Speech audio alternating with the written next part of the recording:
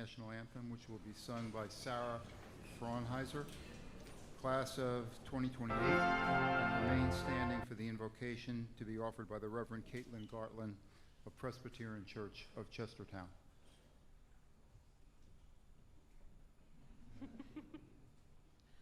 Oh, say, can you see by the dawn's early light what so proudly we hailed at the twilight's last gleaming, whose broad stripes and bright stars through the perilous fight o'er the ramparts we watched were so gallantly streaming, and the rocket's red glare, the bombs bursting in air, gave proof through the night that our flag was still there. Oh, say, does that star-spangled banner yet wave o'er the land of the free and the home of the brave?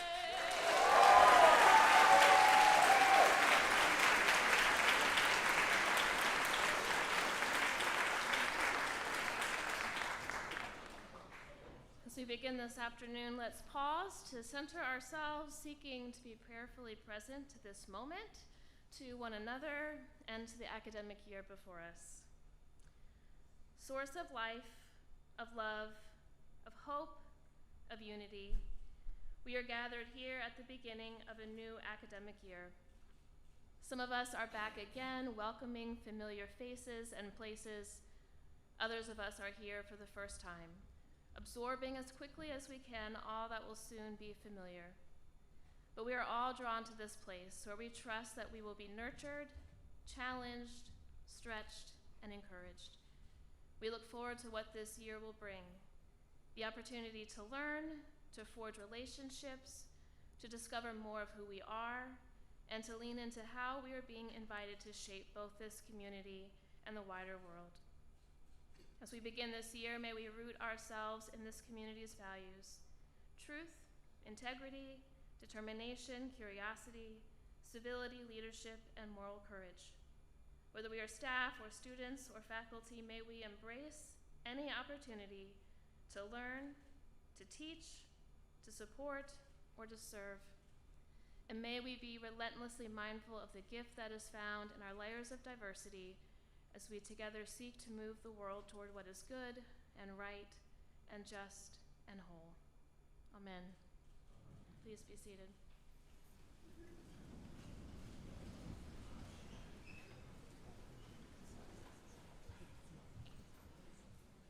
I can tell that Buildings and Grounds invested in light bulbs.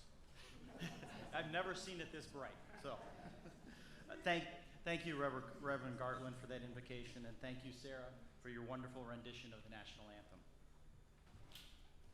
Good afternoon and welcome to Chestertown. I'm Rick Wheeler, chairman of the Washington College's Board of Visitors and Governors, and on behalf of the board, it's my pleasure to welcome you to Washington College. President Matthews, congratulations again on being named the 32nd president of Washington College, and only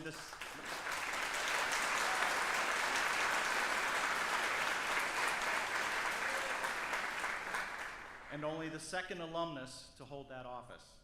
The entire Washington College community is excited to celebrate your inauguration on Friday, September 25th. Today marks the beginning of another academic year at Washington College, and for our 242 new students, the beginning of a very important chapter in your lives. And what a place you have chosen to start that chapter. Just a few weeks ago, on July 4th, our nation celebrated the 250th anniversary of the adoption of the Declaration of Independence, just 75 miles north of here in Philadelphia. Washington College is deeply connected to that founding story. In 1782, the Revolutionary War was still underway. British forces still occupied New York City, and the new nation was still fighting for its independence. and the future of the United States was anything but certain. And yet, in the midst of that uncertainty, the Reverend William Smith had the courage and the vision to establish what was initially called the College at Chester, just a few hundred yards from here, that was then named for George Washington, who became an important supporter of the new institution. Think about that for a moment. They were building a college before the war was even over, and at a time when the outcome and the future of the nation were still uncertain. That decision tells us something important about Washington College, and something important about each of you. Washington's college, our college, your college, was founded at a moment of enormous uncertainty, change, and possibility. And here we are, 244 years later, beginning another academic year in a world experiencing its own extraordinary period of change, upheaval, and revolution. So perhaps the question for all of us is this: what does Washington College ask of us at a moment like this?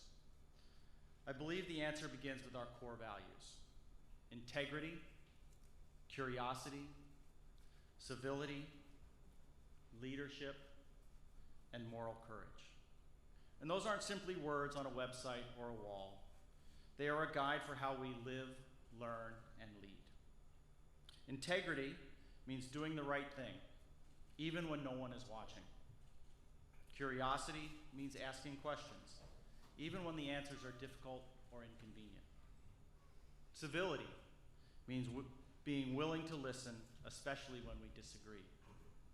Leadership means accepting responsibility and helping others succeed. And moral courage means having the courage to act on what you believe is right. Those values mattered in 1782, and they matter today. And I would argue they may matter more today than ever.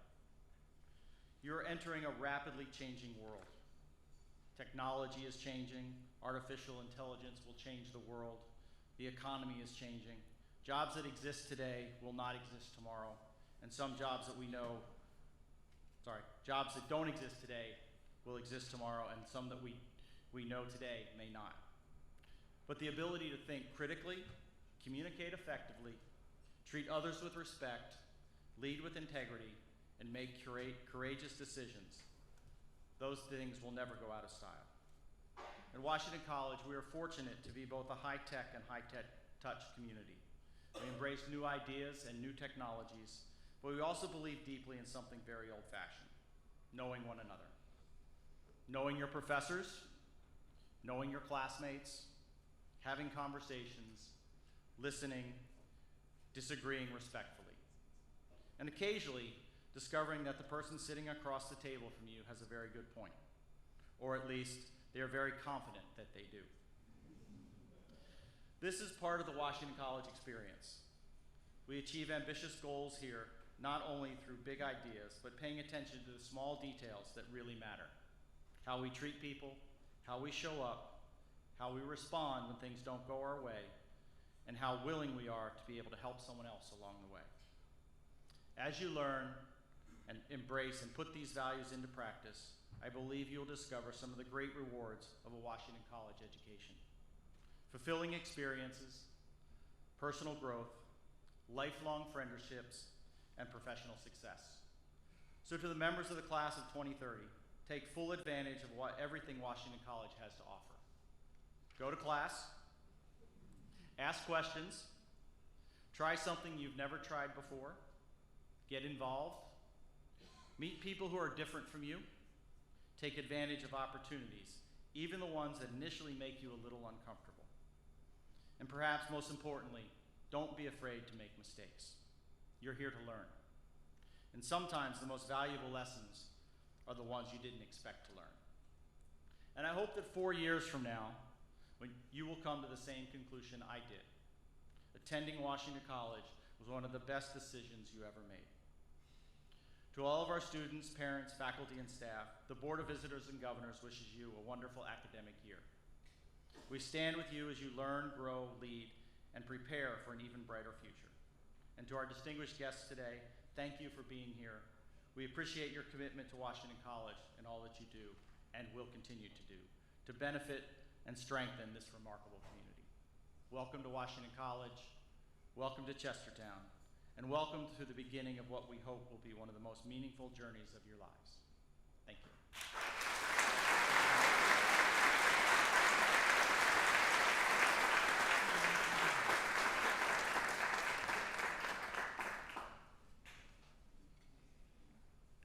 Good afternoon. Thank you, Rick. Appreciate it. It is so good to see all of you here in Decker Theater this afternoon. Hopefully, the first week of class has been going well and everyone is starting to settle into a new routine. We officially open the academic year with a convocation for a few reasons. We welcome our newest class to the college. We celebrate the academic achievements of some of our best performing sophomores, juniors, and seniors. And we take advantage of the opportunity for students, faculty, staff, and other members of our Washington College community to join together in considering what unites us and to recommit ourselves to our shared mission. As Board Chair Wheeler just pointed out, we are all bound together by our dedication to core values laid out by George Washington.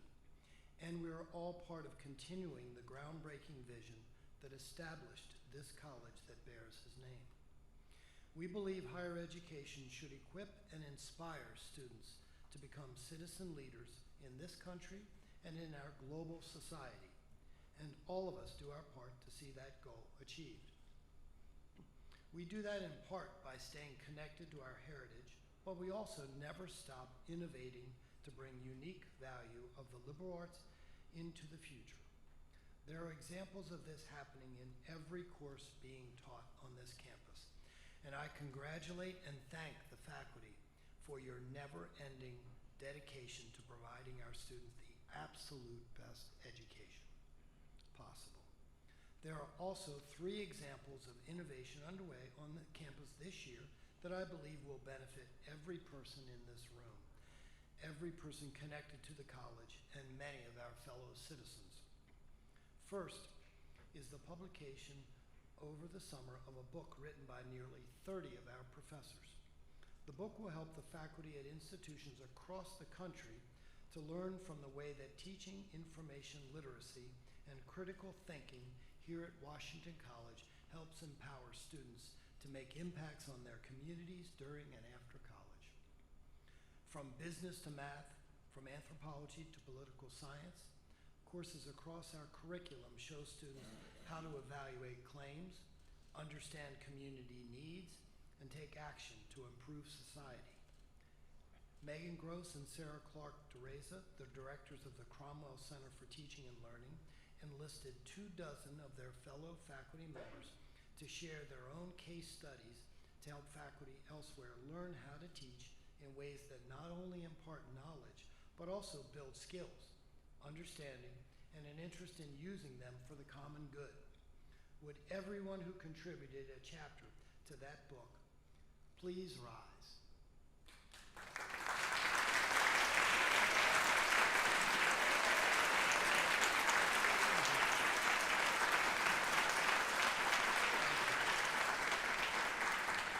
Thank you all. And a special thanks to Dr. Gross, Clark, and Sarah Clark DeReza, and everyone who contributed to this important volume. While the book may have escaped the attention of some of you in the room, it's a safe bet the second thing I want to highlight was very obvious to everyone here. Site preparation has begun to build the Wareheim School of Business. Those of you in the class of 2030 who end up majoring in business, economics, international studies, or world languages and cultures will be the first to graduate from the Wareheim School, and that is another exciting milestone. But as with the faculty's book, I see the potential impact of the Wareheim School as much larger than the immediate milestones. As been our business program's focus for years, the Wareheim School for Business will imbue practical education with a global perspective and a foundation in social impact.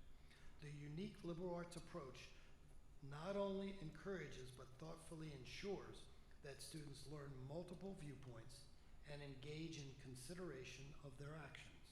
Applying that approach to business and international education will yield future leaders of industry, nonprofit organizations, and government service who are able to make the best decisions possible for the good of all.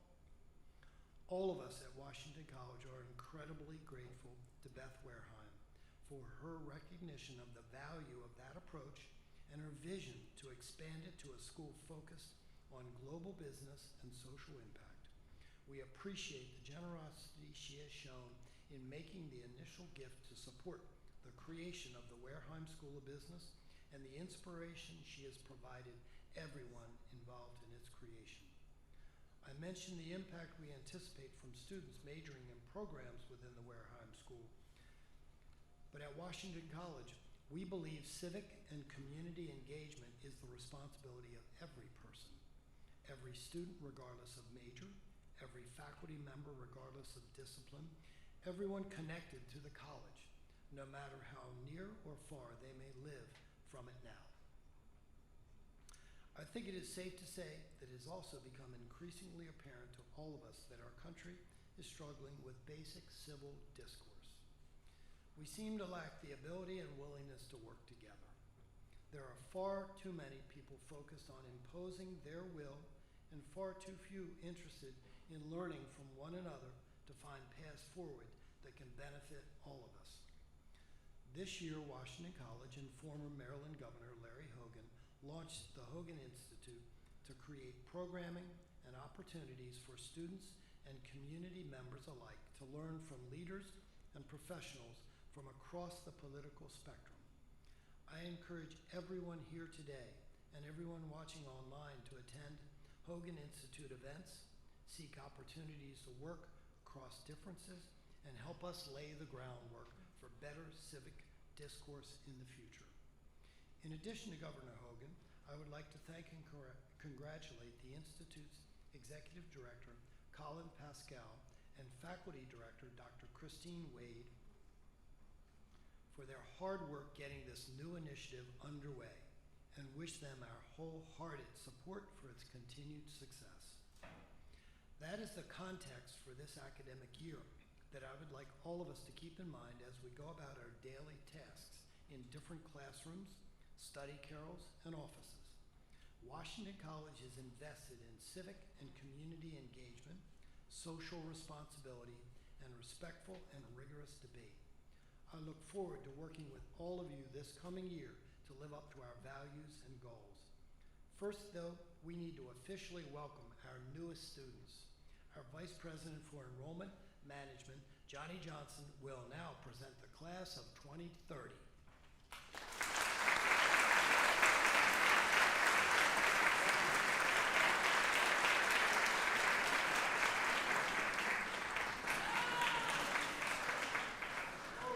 Good afternoon. I like it. My name is Johnny Johnson. Of course, I am the Vice President for Enrollment. It gives me great honor to welcome you, the incoming class, Fall 2026, graduating 2030.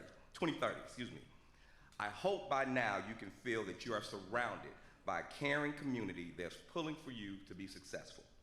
The challenges you'll face, the tests you're going to take, the research you're going to do, and the reports you're going to write are all experiences that help shape the next 4 years of your life.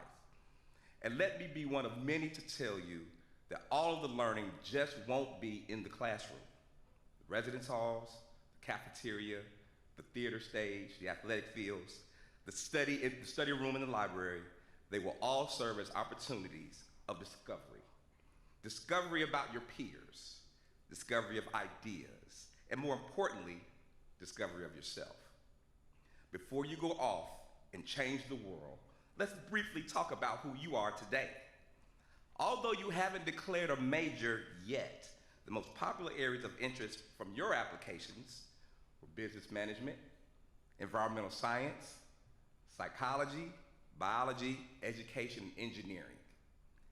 But you know that there's so much more to explore, and you are the authors of your own pathways. None of you are bound to your original or past plans. To change your mind is to simply take in new ideas and experiences and apply them moving forward. You come from roughly 20 states, with the most popular, of course, being Maryland, Pennsylvania, Delaware, New Jersey, and Virginia. You come from a number of different countries outside of the United States, including China, and Denmark, Greece, India, Jamaica, Mexico, Norway, Turks and Caicos. About half of you are athletes and will be competing this year. And we expect wins, okay? The average GPA is about a 3.7, and we know many of you are far beyond that. You're leaders, you're writers, you're accomplished musicians, you're actors, you're artists, you're historians, you're scholars, and literal game changers. Many of you have traveled to places others could only dream of. Roughly 25 of you are not all freshmen, you're transfers, so you transferred in from other colleges. Also, just to have some fun, 4 of you are named Dylan. 3 of you share the name Aiden, Ava, and James, and Madison as a first name, and there are a host of others. While you have similar traits, you are uniquely you, and that's why we're excited about this class. So I leave you with 3 simple pieces of advice. The biggest word you'll ever use is a 4-letter word, not that one. The word is help, H-E-L-P. The faculty and staff are here to help you navigate these waters. None of us got to where we are on our own. Learn to ask for help early and often. Think beyond what college is supposed to be and be open to change. Change your perspective about a situation. Change your mind about an academic program. Change your thought process to your daily routine. Be willing to see things differently, which will allow you to learn a new skill.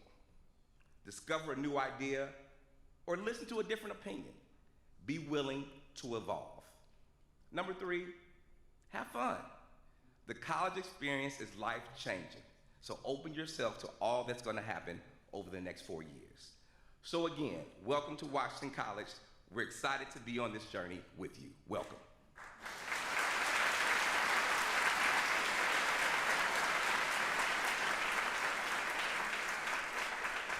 I am now pleased to ask Zach Tipton, class of 2027, President of Student Government Association, to come to the podium. Zach.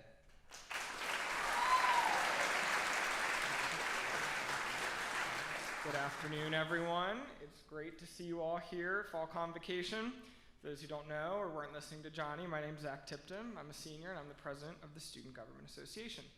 And this time of year is truly one of my favorites as a 4th-year student now. Not only do I get to welcome you all to campus, but I also get to meet so many of you. I get to know your backstories, find out where you're from, and hear about what goals you have in life. From traveling the world to being leaders and respected professionals and making memories, it's extremely refreshing to see such enthusiasm among the newest members of our campus. Now, I'm guessing many of you probably spent your summers working, hanging out with friends, traveling, and generally enjoying the freedom of life between high school and college. Which brings me to something I hope will stay in the back of your mind from old student to young student. Please savor every second, and don't forget what brought you here to this exact moment in time. I want you to find these next few years finding your sense of place. And what I mean by that is to truly think about what you can contribute to and what you can get back from an institution like this. You all belong here, but ask yourself why. What is important to you? What makes you feel at home? You've gone through years of hard work and dedication to something.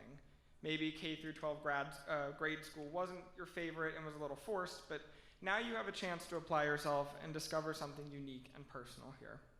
It's time to take your interests and run. Maybe you're interested in art. Go out into the real world, study art, and curate an exhibit. If you're an athlete and you really like sports, bridge that with some journalism and communication classes, and maybe write for the Elm. If you like to have a little bit of fun, live it up while you're in college, but then maybe use that chemistry degree and invent the next hit beverage. My point is, find what you're good at and do it while you're here. Don't hole up in your room, rotting all the time, or only hang out with your sports teams. Go out, get involved, attend events, and diversify your experience. Try new things. Participate. Ask questions. Fail. Ask for help. And be confident. Figure out who here is going to be in your corner for years to come. And now I've been doing a lot of reflecting on my own sense of place this past summer, and I would give anything to start college over again. Not because I would do anything differently, believe me, I've taken advantage of my time here, but because I can't imagine a better time of my life. To be a freshman exploring all that campus has to offer with your newest friends for the first time, that's something you don't want to forget. So cherish these moments, and when things start to get chaotic and stressful, and believe me, they will, return to your sense of place. Remember that you are confident, important, and meant to be here. I wish you all the very best times of your lives over these next few weeks, and remember to take it all in and form lasting memories.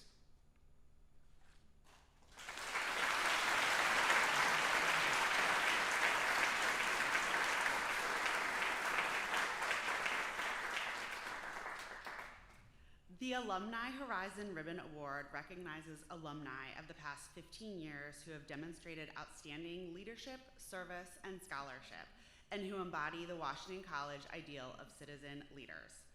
Dr. Billy Ricketts Bryce, class of 2013, is the academic dean at Queen Anne County High School, where she guides the next generation of young teachers in how to be better educators. Before moving to her current role, Billy served as assistant principal at Kent Island High School, a leadership position she earned before she turned 30. A first-generation college student, Billy served as the Washington College Habitat for Humanity Club president from 2010 to 2013, and her leadership contributed to building the newly chartered club into a major outlet for volunteerism on campus, engaging a significant percentage of the student body in hundreds of service hours per year.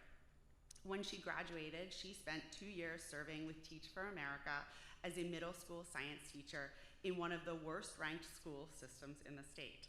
Billy achieved a Master of Education degree and administration certificate from Johns Hopkins University, and in May of 2023, she received her doctorate in education from Liberty University. Billy and her husband Tyler, who is here with us, also a class of 2013 alum, live in Chestertown, and her sister Betsy, who I think also joined us, is a member of the class of 2014. Billy, would you please join me at the podium?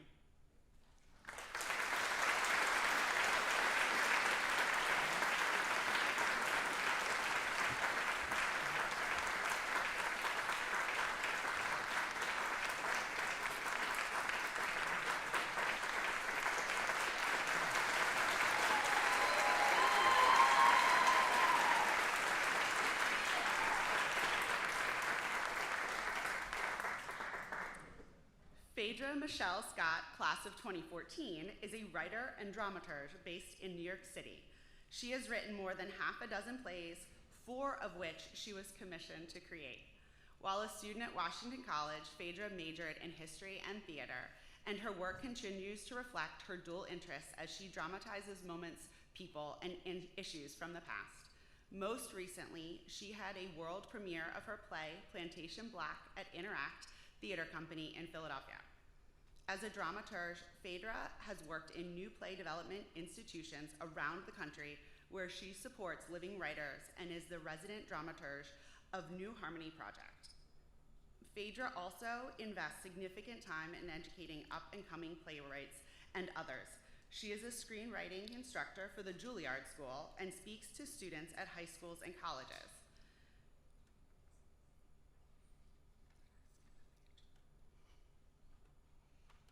We're missing a page. Phaedra, will you join me on stage, please?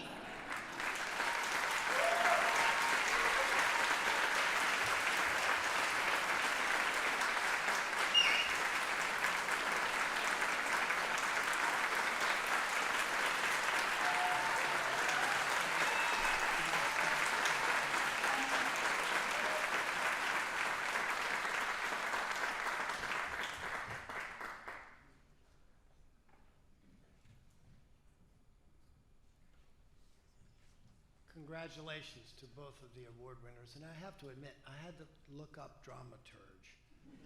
And I was very impressed, very impressed. And being a principal of a school, it's about as tough as, great job, great job. Thank you, Catherine, and congratulations to both Phaedra and Billy. We are incredibly proud of both of you and how you represent Washington College. It is now my privilege to introduce our Provost and Dean of the college, Dr. Kehoe Kim.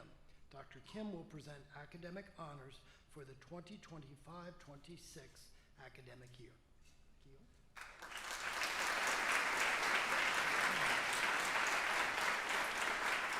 Thank you, President Matthews. It gives me great pleasure to congratulate the newest cohort of people accepted into our academic community and to formally welcome this intellectually curious, creative, and socially committed class of 2030 into our companionship of learning. The students we recognize now are models of exemplary academic performance, and I know they will be delighted to share with their first-year students how they have learned to effectively balance their studies with their campus life and social activities. Students, as I call your name, please come to the stage to receive your award and also take a photograph with the president. The first award is the Alumni Medal. The Alumni Medal is awarded to the member of the sophomore class who achieves the highest academic average for the year. The award goes to 10 students, and I will go down the list. Sophia Clark, please come up to the stage.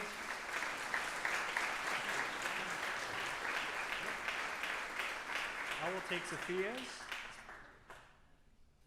There's another Sophia, Sophia Cost.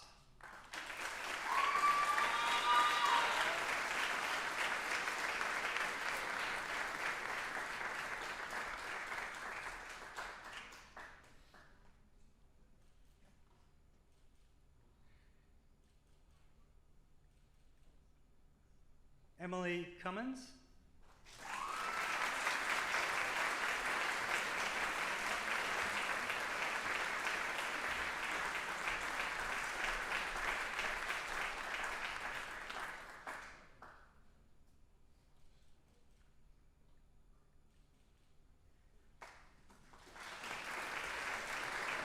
Catherine Hoffmaster. Catherine.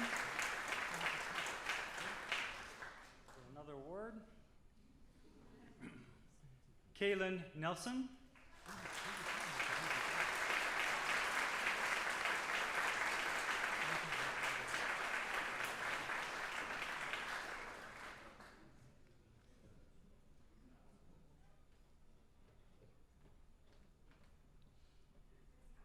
Callan, that's right.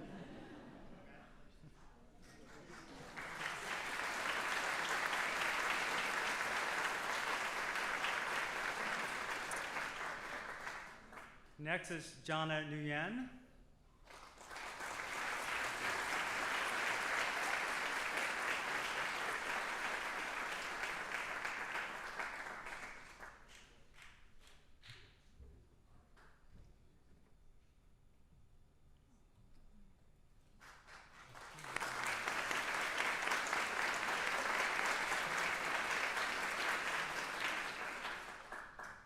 Emily Polio.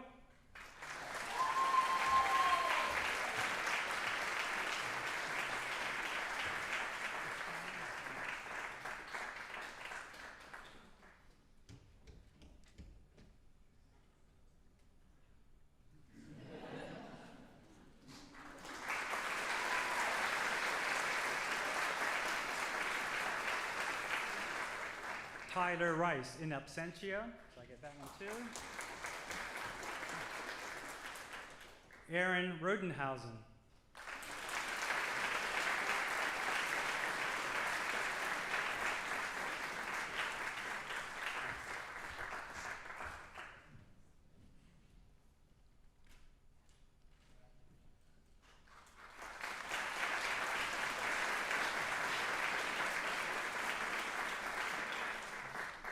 Caitlin Tribbett.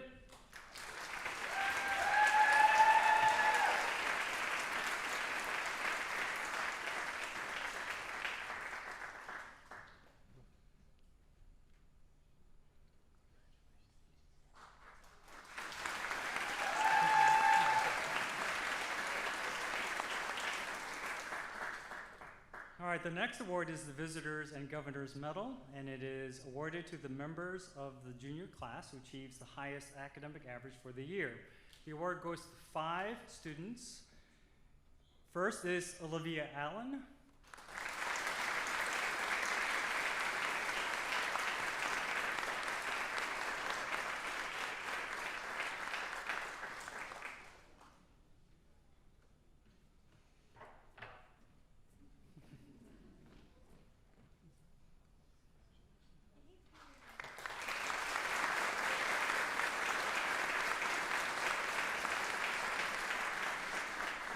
Katrina Callahan.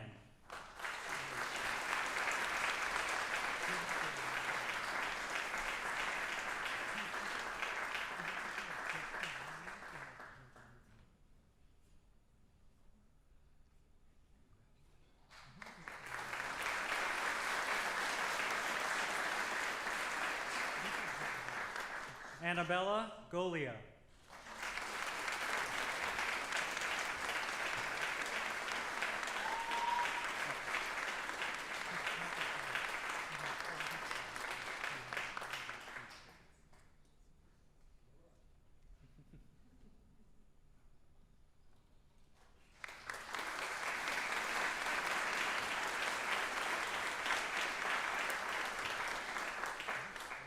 Audrey McNair.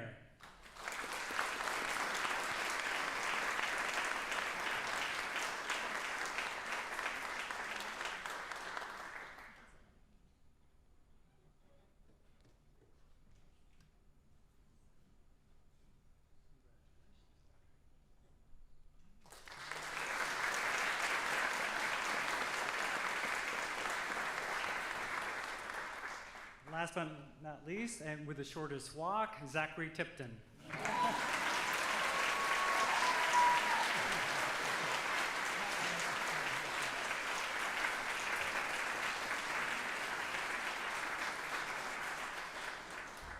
The Pan-Hellenic Council Awards, the Interfraternity Pan-Hellenic Council Award, is held annually by the sorority and fraternity achieving the highest scholastic average for the preceding year. The fraternity with the highest average is Kappa Sigma, and the sorority with the highest average is Alpha Omicron Pi.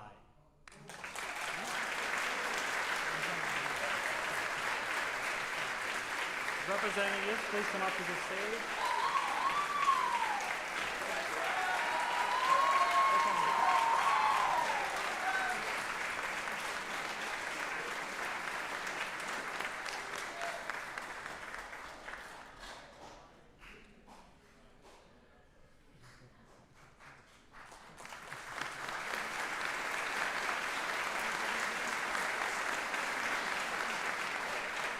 All right, congratulations to all of the award winners. Back to you, President Matthews.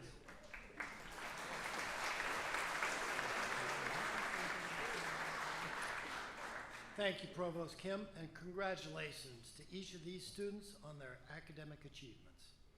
It is a wonderful tradition at the college that the faculty member presented with the Alumni Award for Distinguished Teaching at commencement in the spring is invited to offer the address at Fall Convocation. This year's award recipient is Dr. Rachel Durso, Associate Professor of Sociology. While Dr. Durso rightly earned her award this year for teaching courses including criminology, this is going to go better if I put my glasses on. I'm going to be making it up otherwise. Well, thank you. That's much better. Including criminology and deviance and racial disparity in the criminal justice system. She also conducts exemplary research and earlier this year published Mass Incarceration in America. In addition to serving as chair of the Department of Sociology, Dr. Durso leads the Washington College pre-law program and the Justice, Law, and Society minor. So her teaching, research, and service all inform and reinforce each other, all of which benefits Washington College students. Please join me in welcoming our keynote speaker for the afternoon, Rachel Durso.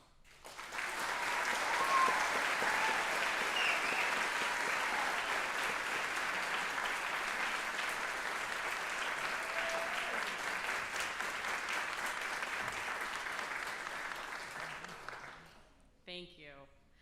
So last May, when I heard my name announced as the recipient of this award at commencement, my first reaction was disbelief. If anyone saw me after the initial announcement, I just sort of awkwardly waved at the crowd until Professor Wade loudly whispered to me that I had to go up on the front of the stage and collect the award. I couldn't believe that I had been singled out for this honor, because I work with a group of deeply talented professors. My second reaction was pride. My colleagues who have won this award in the past have been role models for me, and I was excited to be recognized among them. My third reaction was dread, because part of the reward upon receiving this honor is to give the speech here at Convocation. All summer, I was racked with the question, what the heck am I going to say to this captive audience? In the past, previous winners of this award have artfully blended their research and principles of their discipline to inspire new students and the wider Washington College community. Although I am a sociologist, the bulk of my research and teaching lies in another field, criminology. Shockingly, it is difficult to find pro-social inspiration there, at least among the things that I research and teach about. Mass incarceration, gender and intimate partner violence, racial disparities in the criminal justice system, and overcriminalization. They are just straight bummers. When I speak to colleagues about the content of my courses or my research, I'm often met with some of the following reactions. I don't know how you teach this stuff day in and day out. What are you doing for self-care? And yikes. That last reaction is typically the response when I reveal that I know a bunch of random trivia about serial killers that has probably pushed actual useful information out of my brain. Here's one. Jeffrey Dahmer once briefly attended my alma mater, The Ohio State University. So, I spent several weeks dreading how I would take my dark, depressing scholarship and course content and craft some sort of coherent message about life, education, and the college experience with it that didn't leave you all feeling super bummed out. I thankfully stumbled upon a topic that I think will keep things breezy, criminological theory. Now, I realize that when most people hear the word theory, their eyes kind of glaze over, but you have to trust me here. One of my favorite theories to teach in criminology courses is Travis Hershey's social control theory. While most criminology theories are essentially trying to answer the question, why do people commit crime? Social control theory feels more hopeful. It begins with the observation that most people don't commit serious crime.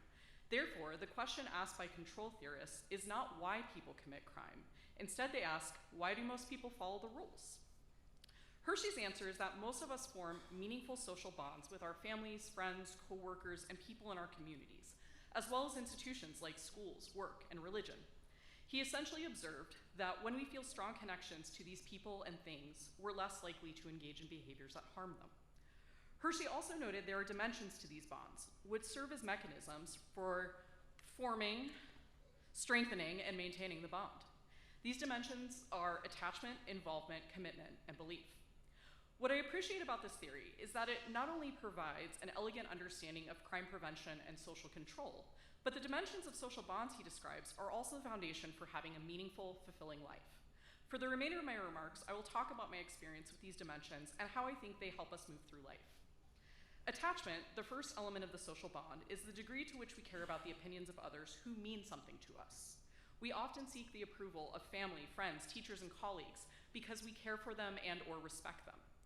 Hershey believed that when we look up to someone or care for them, we internalize their norms and expectations, so we resist any sort of behavior that might hurt or disappoint them. This sentiment resonates with most people. In my criminology class, when we talk about making rational choices in crime, I ask students why they wouldn't go knock over the royal farms later today after class. And aside from the obvious responses of, I don't want to go to prison, and I do not have the necessary skills or audacity to commit an armed robbery, students usually declare something around the theme of they don't want to disappoint their friends and family. Outside of thinking about attachment as a deterrent for crime, I think about the ways in which having close relationships with people and places give our lives meaning and inspire us to be our best selves. My husband, who is in the audience today with my parents and my daughter, my brother, my friends, they're all a huge source of support, and they never let me fall prey to imposter syndrome. My daughter Hattie has made me aware of how I need to model what it means to be a good person, citizen, friend, neighbor, partner, and family member. Because I care immensely for these people, I am more likely to do my best and be my best. I never want to let them down. Beyond my friends and family, I also feel a strong sense of attachment to my students. On the first day of classes, after I outline my course expectations, I ask 2 questions. The first is, what are your expectations of me? Shockingly, for many students, no teacher has ever actually asked them that question before. I find, however, in order to foster attachment, letting students know that I don't take their respect for granted and I'm responsive to their concerns goes a long way. The second question I ask is, what are your expectations of each other? When students answer this question, a lot of times they are looking for accountability from their classmates. What does that look like? Doing the reading, being willing to share ideas and opinions, coming to class. Over time, I've seen this general attachment as members of the same class grow into friendships and genuine care for each other. I've been in classrooms where a student is late to an exam and somebody from the class will call or text them to make sure they're okay. I've seen students gassing each other up about presentations or coming into class after the weekend and complimenting each other on a great performance or reading or athletic event. All these activities show that the attachment to each other can turn a classroom into a community. Involvement is the second element of the social bond. Hershey envisioned involvement as how much time a person spends on pro-social conventional pursuits when they have free time. So if you've ever heard the old adage, idle hands are the devil's workshop, this is the same thing. When people don't have meaningful activities to spend their free time on, they're more likely to get involved in things that can be harmful for them and for others. Hershey believed that the more involved people were and the more access they had to activities and social groups, the better off they would be. One of the areas we place a lot of emphasis on at Washington College is civic engagement. Broadly speaking, civic engagement represents the activities associated with improving the life of your community, an area where I think we could probably use more involvement. I want to break down 2 concepts here. First, a lot of times when we think about community, we think about it in big terms, such as the town or the society where we live. But communities span any space in which we live our lives, find unity with others, and share common interests. Your residence hall is a form of community. The people and spaces associated with your academic major, that's another one. Washington College as a whole is a community that spans not just the people who learn and work here, but also our alumni and friends living all over the world. Second, let's break down involvement in activities. We often have a limited view of how we can help a particular community, and if we can't participate in a narrow set of activities, we just don't get involved. We may also be stymied by our fears that we have nothing valuable to offer. Having worked with community organizations and nonprofits for years, I can tell you that this is often not the case. In a world where so many people are either too busy or apathetic, the organizations I take part in are happy when people can give even a little effort and time. So if there is a group you want to get involved in, reach out, ask how you can help, or let them know about your skill sets and see if there are other ways you can contribute. And if you can do something to improve the life of people in any of your communities, no matter how big or small, it's always worthwhile to pursue. Additionally, you don't have to get involved in just noble causes. Even if the things you do in your free time are not necessarily solving problems, they still matter. For instance, I captain a bocce ball team, the John McEnthrows, in the Chestertown Ye Olde Bocce League. Although this activity is essentially just a bunch of people playing bocce once a week, it's helped strengthen attachments I have with friends and people in Chestertown. The league itself helps combat loneliness among Chestertown residents, especially our seniors. It creates an informal resource and information network and demonstrates the importance of community spaces like public parks. The third element of the social bond is commitment, which is how a person invests their time and energy into pro-social pursuits. Hershey observed that generally, when people commit to things like getting a good education, honing a skill, and working towards long-term goals, they have more to lose if they break the law. Commitment is one of the more difficult dimensions of the social bond because it requires people to buy into conventional activities that we must do rather than those we choose to do. Commitment, therefore, is the unsexy, unsung hero that helps a lot of society function because people go to work every day. They study to become doctors or teachers, and they learn skills that many of us cannot. Some of the best aspects of our society are the results of people's commitment. Scientific discoveries, feats in athleticism, great music, movies, television shows, and books are all the fruits of hard work, practice, and delayed gratification. Commitment is not easy today. We live in a society that emphasizes speed over quality. Multiple things compete for our time and attention. We're bombarded with people who seemingly achieve success easily without putting in the time or the work. These challenges can undercut our hard work or make us rush through things that should take time and care. Side note, If you were wondering if I was going to talk about AI or had it on your Convocation bingo card, here we go.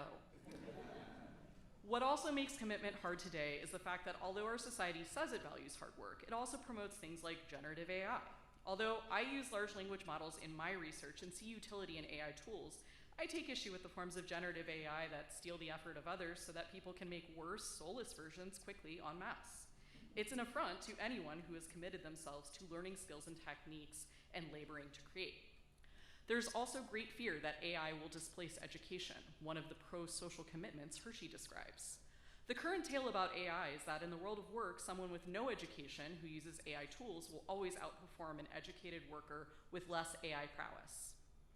Sociologist Tressie McMillan Cottom has observed that this narrative misses an important caveat. She writes, "Of course AI, if applied properly, can save lives. It has been useful for producing medical protocols and spotting patterns in radiology scans. But crucially, that kind of AI requires people who know how to use it. Speeding up interpretations of radiology scans helps only people who have a medical doctor who can act on them. More efficient analysis of experimental data increases productivity for experts who know how to use the AI analysis and, more important, how to verify its quality. AI's most revolutionary potential is helping experts apply their expertise better and faster, but for that to work, there has to be experts. The problem is that asking the right questions requires the opposite of having zero education. You can't just learn how to craft a prompt for an AI chatbot without first having the experience, exposure, and yes, education to know what the heck you're doing. The reality in the science is clear that learning is a messy, non-linear human development process that resists efficiency. AI cannot replace it. As Professor Cottom rightly points out, for AI to reach the full height potential, you need to have people committed to education and honing important skills to be able to interpret data, find meaning in patterns, and even know what to ask. There's still a lot of uncertainty about the ways in which AI will change our world and education for the worse and the better, but I think one of the best, most human things we can do in an age of artificial intelligence is commit to doing some things the hard and sometimes less efficient way, because the effort makes the outcome more satisfying, aids in our development, and is less prone to hallucinations. The last element of the social bond is belief. We assume that most people within our society share a common system of morals and values that are internalized and shape our behavior. For instance, most people abstain from hurting others because of beliefs associated with kindness or the idea that you want to use reason over violence. While Hershey is right in that having a strong moral center is imperative for having a functioning society and reducing crime, values and beliefs can shape our lives in other ways. While most of us subscribe to values and beliefs like respect, kindness, honesty, and responsibility, I'd like to share two that I have come to cherish over time. The first is curiosity. Curiosity made my college experience more meaningful. I know that in earning your degree, it may sometimes feel like you're just checking off a bunch of to-do lists, but leave yourself some room to take something random that you might just want to know a little bit more about. When I was in college, I took several classes outside of my history major because I wanted to know about other things and other ways of thinking.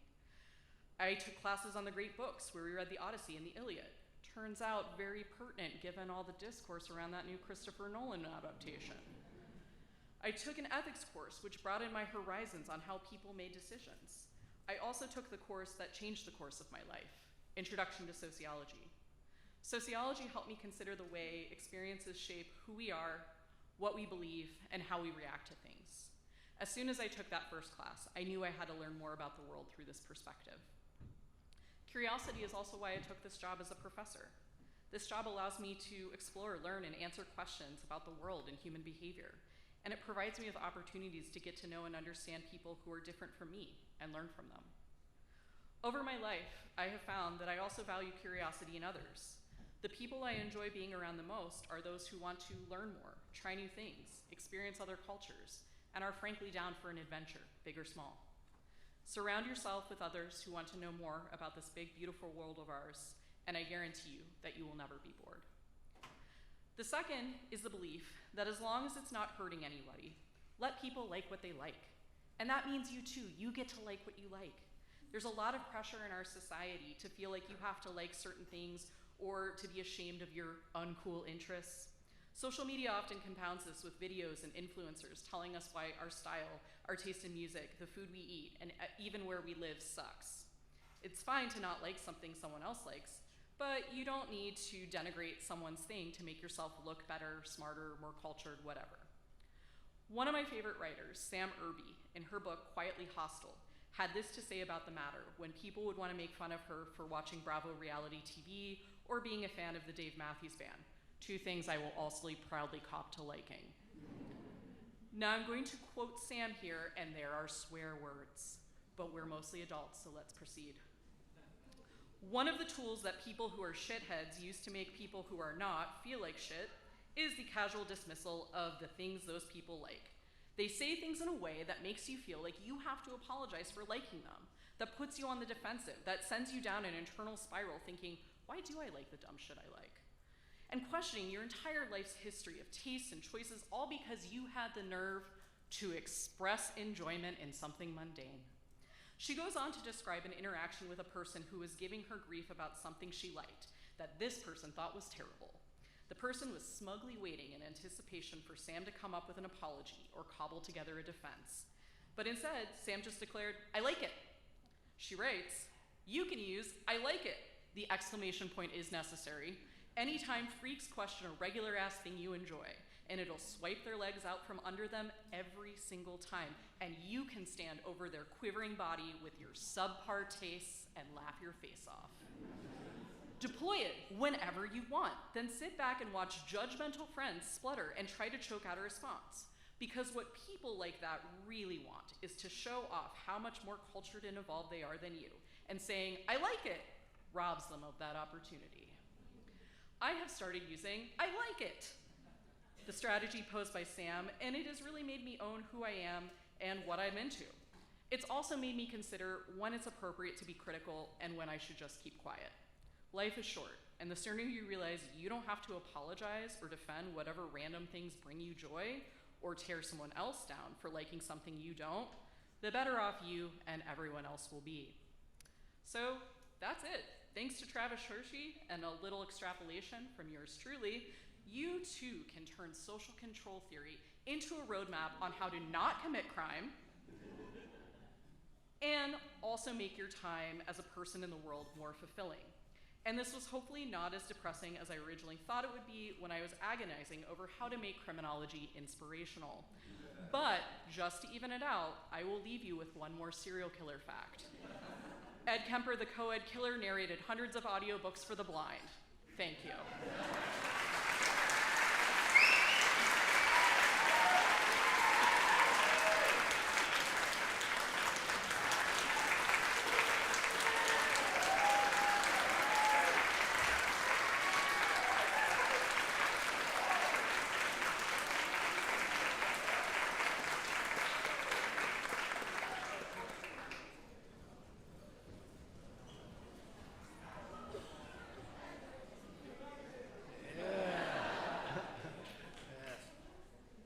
Thank you, Rachel, for your thoughtful address and for your dedicated service to Washington College. Today, we have honored our alumni, our faculty, and our students who have set examples of accomplishment, integrity, and service to others, individuals who are role models for our entire community. I'm inspired and motivated as we head into this academic year together, and I hope that all of you are as well. Together, we will continue to do great things at Washington College. Please stand and join in the singing of the Alma Mater. Then, please remain standing for the benediction and until the academic recession has retired.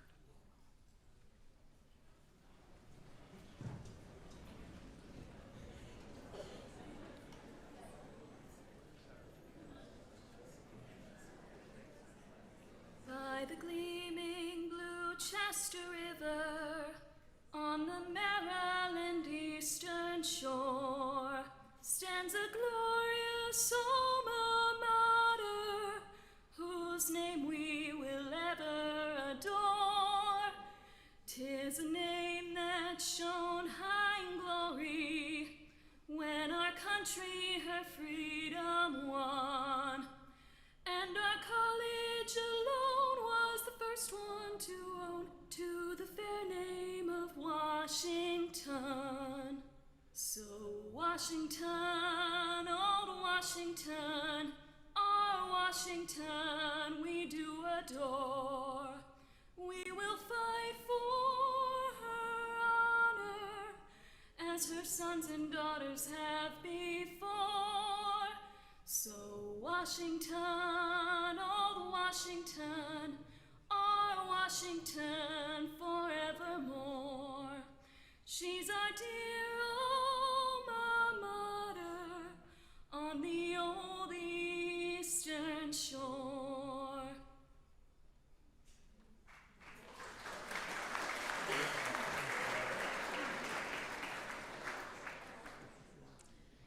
Receive this blessing as you go from this place back out into the world in your academic year.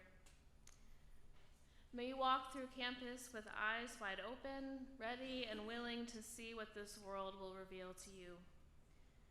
May you enter each classroom with minds wide open, eager to discover what is true not only about the world around you, but also about who you are and who you are becoming. And may you engage with one another with hearts wide open, choosing to be a source of hope, of love, of compassion, of peace, on campus and beyond. And now may the Creator bless you, guide you, hold you, guard you, and make you bold to live a life of trust and deep joy. Amen.